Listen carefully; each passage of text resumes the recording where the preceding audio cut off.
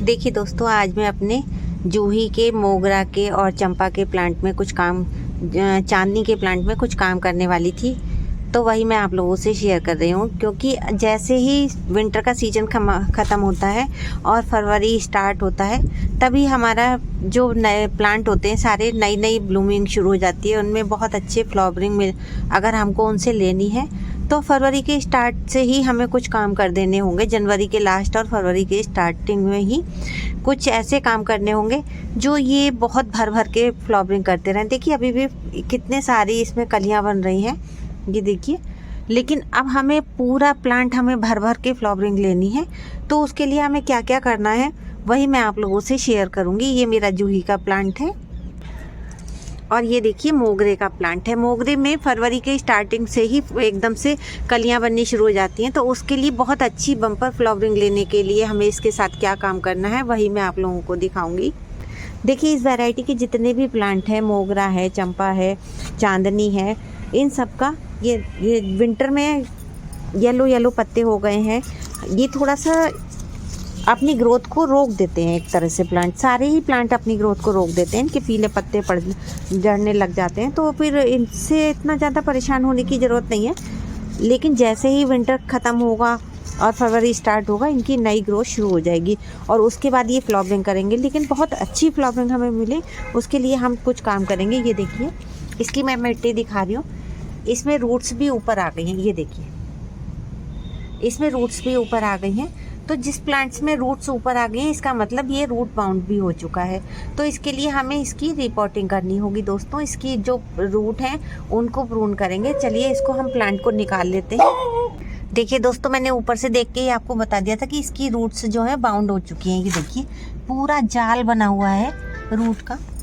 ये देखिए बिल्कुल इसमें जगह ही नहीं है कहीं से भी आप कि ये अपने लिए खाना बना सके या इसको फर्टिलाइज़र हम जो भी देंगे वो भी इसकी रूट्स को नहीं मिल पाएगा, क्योंकि रूट इतनी ज़्यादा बाउंड हो गई हैं। तो हमें इसकी रूट भी प्रून करनी होगी और नई मिट्टी भी इसको देनी होगी। तो चलिए सबसे पहले इसकी रूट प्रून कर देते हैं। यहाँ से मैं इसकी इतनी रूट प्रून कर दूँगी। देखिए दोस्तों, जो प्लांट मिट्टी में, ज़मीन में लगे हुए होते हैं उनको बार बार प्रूनिंग की ज़रूरत नहीं पड़ती है। लेकिन जो प्लांटर में लगे होते हैं, छोटे प्लांटर होते हैं 12 इंची के, 14 इंची के, तो हर साल उनकी प्रूनिंग करनी ही पड़ती है, क्योंकि कुछ प्लांट ऐसे होते हैं जिनकी रूट बहुत तेज़ी से बढ़ती हैं। ये देखिए कितनी तेज़ी से इन्होंने पूरा गोल घेरा बना लिया है। तो इसको पोषण कहाँ से मिलता, जब इसमें जगह ही नहीं बची थी। तो अब मैंने इतनी रूट इसकी कट कर दी हैं। हमें अच्छी फ्लावरिंग के लिए रूट प्रूनिंग करना बहुत ज़रूरी है। अब इसके बाद मैं साइड से ये जो थोड़ी थोड़ी रूट हैं ये भी कट कर दूंगी। यहाँ पर हमने काफ़ी सारी रूट को निकाल दिया और जो मेन रूट है इसकी, उसको हमने बिल्कुल भी डैमेज नहीं किया है। ये देखिए, बस हमने जो एक्स्ट्रा रूट्स थी उनको निकाला है।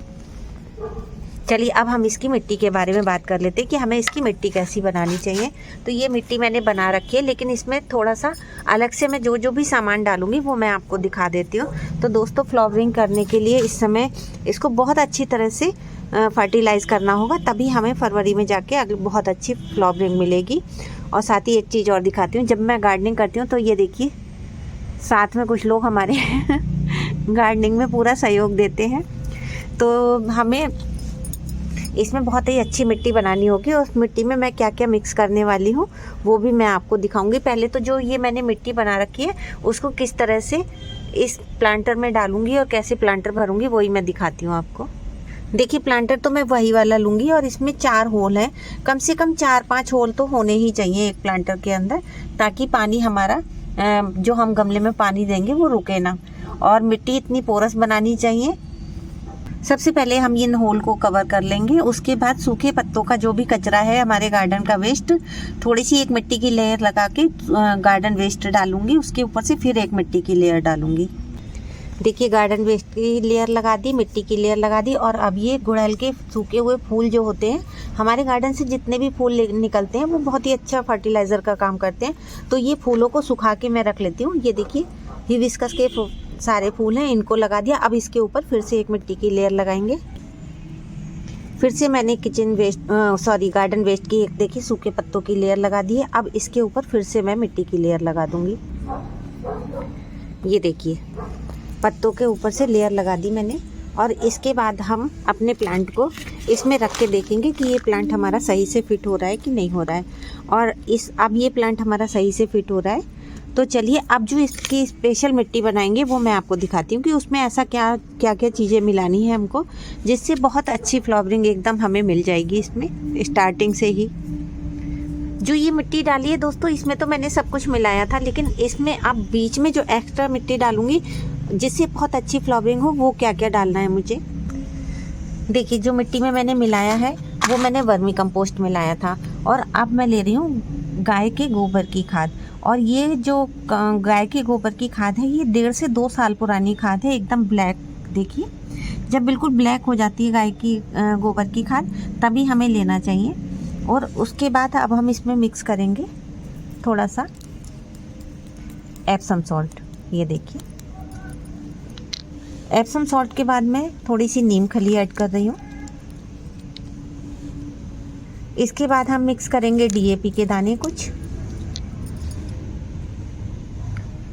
साथ ही हम 1 चम्मच, मेरा जो प्लांटर है उसमें ये 1 चम्मच भर के ये देखिए मैंने बोन मील मिक्स किया है।